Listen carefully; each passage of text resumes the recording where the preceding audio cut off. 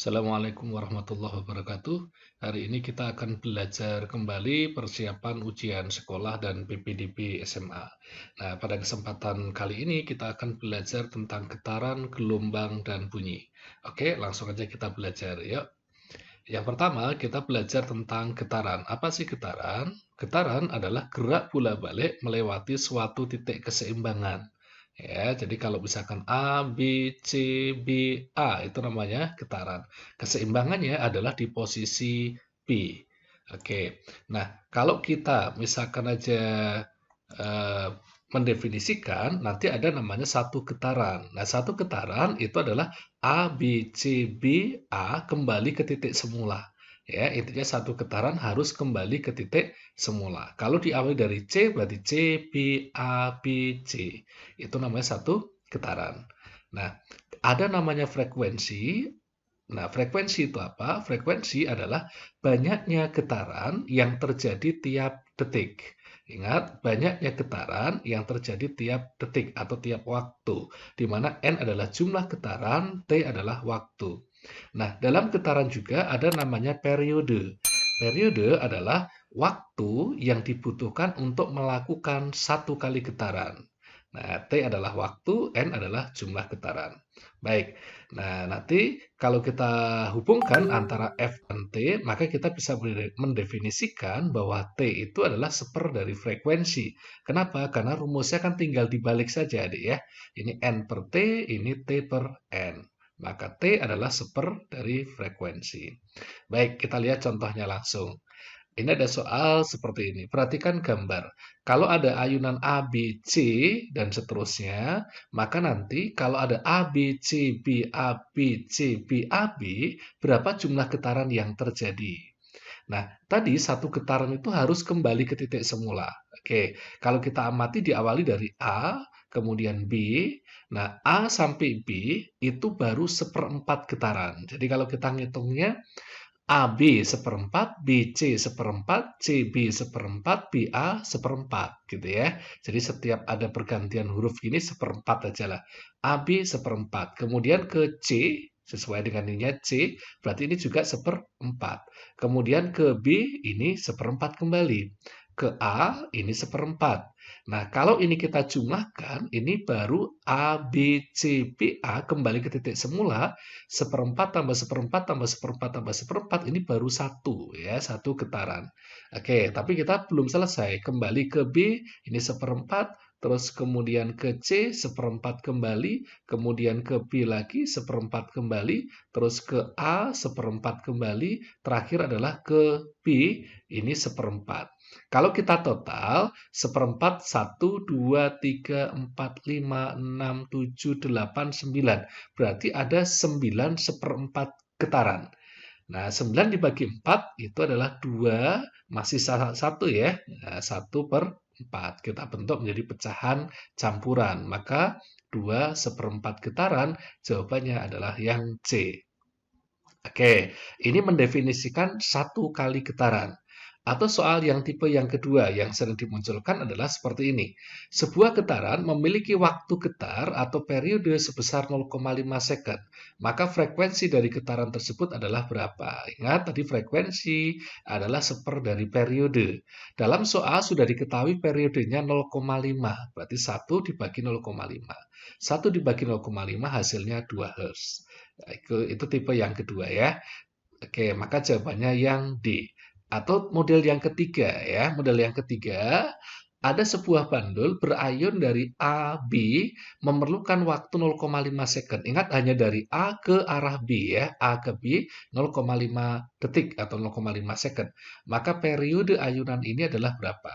Oke, kita definisikan dulu. Dari AB, ingat tadi AB dia baru berpindah huruf satu, berarti ini terjadi AB itu ada seperempat getaran ya. Jadi AB itu baru seperempat getaran terjadi dalam waktu 0,5 detik. Berarti N-nya seperempat, T-nya 0,5 detik. Maka kita bisa mendefinisikan karena pertanyaannya adalah periode, periode tadi adalah T per N ya. T, T, N. Kalau saya biasanya titin gitu aja ya, TTN. Maka T itu adalah waktu 0,5 dibagi seperempat. Kalau kita bentuk perkalian menjadi 0,5 kali 4/1. Maka kita dapatkan 2 second. Maka jawabannya adalah yang B. Oke, itu 3 tipe soal untuk getaran. Nah, yang kedua, getaran pasti ada kaitannya dengan gelombang. Maka getaran dan gelombang biasanya ya. Gelombang adalah getaran yang berjalan. Jadi kalau kita lihat bergetar, dia bergetar misalkan naik turun ini namanya bergetar. Tapi kalau getaran itu kemudian sambil berjalan, maka dia akan membentuk gelombang. Nah, gelombang sendiri itu macamnya banyak. Ada berdasarkan arah rambat, ada gelombang transversal, ada gelombang longitudinal. Ciri khas gelombang transversal itu arah rambat gelombang itu tegak lurus dengan arah rambat partikel. Contohnya kalau ini ada gabus di atas air yang bergelombang. Gelombangnya bergerak ke kanan, tapi gabusnya nanti hanya bergerak naik turun, tidak ikutan bergerak ke kanan. Gitu ya. Nah, jadi ciri khas transversal yang kedua, dia ada bukit, ada lembah, ada bukit, ada lembah. Kalau longitudinal itu ada renggang rapat, seperti selingki ini ya. Kalau di atasnya ada sebuah gabus misalkan, maka getarannya bergerak ke kanan, gabusnya bergerak kanan kiri. Artinya arah rambat gelombang sejajar dengan arah rambat partikel. Oke, itu gelombang yang pertama. Berdasarkan medium, nanti gelombang dibagi dua. Ada gelombang mekanik, ada gelombang elektromagnetik. Kalau mekanik membutuhkan medium untuk merambatnya, contohnya adalah bunyi gitu ya. Bunyi membutuhkan medium untuk merambat. Kalau elektromagnetik tidak membutuhkan medium. Oke, nah nanti hati-hati dalam gelombang, itu ada istilah-istilah yang harus dicermati betul. Yang pertama adalah panjang gelombang atau dilambangkan lambda. Ini bacanya lambda gitu ya. Panjang gelombang atau lambda. Nah, oke. Satu panjang gelombang atau satu lambda adalah jarak dari A sampai E. Intinya, dalam satu panjang gelombang harus ada satu bukit dan ada satu lembah. Saya ulang ya. Satu bukit, satu lembah. AE atau B sampai F. Nah, kalau membacanya satu gelombang enakan kayak tadi. Ya, jadi AB itu seperempat. BC seperempat, CD seperempat, DE seperempat. Jadi seperempat tambah seperempat tambah seperempat tambah seperempat jadi satu kalau 4 kali ya. Itu satu panjang gelombang. Nanti kita lihat contoh-contohnya. Nah, dalam gelombang juga nanti ada namanya panjang gelombang. Itu tadi didefinisikan adalah jarak dibagi N. Ingat N tadi jumlah getaran atau jumlah gelombang ya. Kalau S itu jarak. Oke. Nah, ada amplitudo. Kalau amplitudo itu simpangan maksimum adalah jarak dari B ke B aksen. Jadi tinggi gelombang ini namanya amplitudo. Ya, tinggi gelombang itu namanya amplitudo. Terus ada kecepatan gelombang. Nah, kecepatan gelombang adalah jarak dibagi waktu kalau ada jarak dan waktunya, atau kalau menggunakan panjang gelombang, maka panjang gelombang dibagi periode atau lambda dikali dengan frekuensi. Ya, oke, kita lihat contohnya bersama-sama. Yang pertama, oke, ini ada gelombang seperti ini. Kalau jarak dari A sampai B saja 30 cm, dan kemudian gelombang itu bergerak dari sini detik ke 0, ke sini detik kedua, sampai sini detik keempat. Maka berapa cepat rambat gelombang tersebut? Oke, kita amati bersama-sama ya. Dari A sampai B. Nah, A sampai B ada berapa gelombang? Kita lihat ya. A-nya di sini atau di atas ini sama aja ya. A ke sini itu seperempat. Kemudian ke sini seperempat lagi. Ke sini seperempat. Berarti ada 3 lompatan. Berarti ini ada 3/4 gelombang. Padahal 3/4 gelombang tadi jaraknya 30 cm. Berarti kita bisa menyimpulkan AB itu ada 3/4 gelombang atau 3/4 lambda sepanjang 30 cm. Maka lambdanya tinggal kali silang ya. 3 dengan 3 coret tinggal 4 kali 10 jadi 40 cm. Oke, nah kemudian di sini ada 4. 4 itu adalah waktu untuk sekali gelombang. Maka 4 ini kita nyatakan dia sebagai periode. Karena ingat tadi definisi periode adalah waktu untuk sekali getaran atau sekali gelombang. Nah, sekali gelombang 0, ini baru setengah gelombang, ini satu gelombang.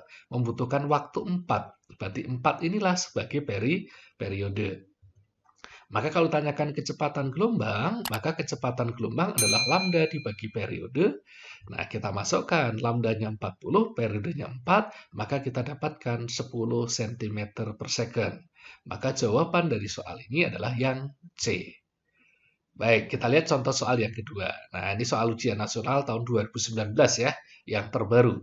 Dua perahu masing-masing ditumpangi nelayan sedang melaut bersama, mengalami gerak naik turun di atas gelombang laut sebanyak 8 kali dalam waktu 10 detik. Ketika kedua perahu berjarak 4 meter satu sama lain, keduanya berada di puncak-puncak gelombang yang diantaranya terdapat 2 lembah dan 1 bukit. Berdasarkan ilustrasi tersebut, cepat rambat gelombangnya adalah berapa? Oke, kita lihat dulu. Nah, ini gambar perahunya ya.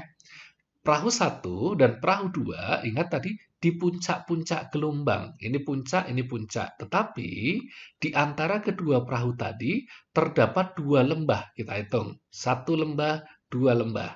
Dan 1 bukit. Ini ada 1 bukit. Berarti posisinya seperti ini. Gitu ya. Ini di puncak, ini di puncak. Ada 2 lembah, ada 1 bukit. Oke. Nah, kemudian jarak antara kedua perahu diketahui dia adalah 4 meter. Jaraknya 4 meter. Oke. Kalau kita ketahui sekarang, yuk. Tadi ada 8 kali getaran dalam waktu 10. Maka dari data ini kita bisa dapatkan frekuensi. Frekuensi adalah N per T. Ya. N per T. Kalau saya Fanta gitu aja ya, untuk mudah mengingat aja Fanta. FNT.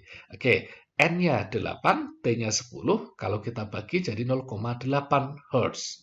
Itu satuan frekuensi dalam Hz. Oke. Nah, dari data ini, dari jarak kedua perahu, kita bisa dapatkan panjang gelombang. Nah, di sini, antara perahu 1 dengan perahu 2, ada 2 lambda. Kita hitung ya. Seperempat, seperempat, seperempat, seperempat. 1 lambda ya, 4 kali kan. Seperempat 1, seperempat 2, seperempat 3, seperempat 4. 2 lambda. Berarti ada 2 lambda yang jarak antar 2 lambda tadi adalah 4 meter. Berarti 2 lambda sepanjang 4 meter. Maka lambdanya adalah 2 meter.